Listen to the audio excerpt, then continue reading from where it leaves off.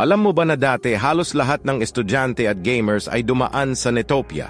Ito ang OG internet cafe chain na nagbigay sa atin ng mabilis na internet, printing services, at online gaming noong early 2000s. Pero anong nangyari? Habang lumakas ang home internet at smartphones, unti-unting bumagsak ang demand para sa internet cafes. Dati ang Netopia ang paborito ng lahat. Ang saya ng mga laro, ang daming kaibigan at ang mga kwentuhan sa loob ng cafe. Pero sa pag-usbong ng mga bagong teknolohiya, nagbago ang lahat.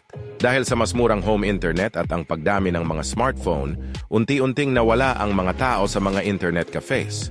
Ang mga estudyante na dati ay nag-aabang sa kanilang turn sa computer, ngayon ay may sariling gadgets na. Ang mga gamers na sabik sa mga online games ay nag-shift na sa kanilang mga bahay. Dagdag pa diyan, ang mahal na renta ng mga pwesto at tumitinding kompetisyon mula sa iba pang gaming hubs ay nagpalala sa sitwasyon. Maraming mga kafe ang nahirapang makasabay sa mga pagbabago.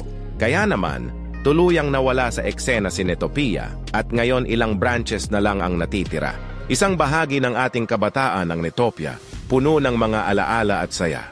Ang mga oras na ginugol sa paglalaro ng Dota, Counter-Strike at iba pang paboritong laro ay hindi malilimutan. Ang mga tawanan at kwentuhan kasama ang mga kaibigan ay nagbigay ng saya sa ating mga puso.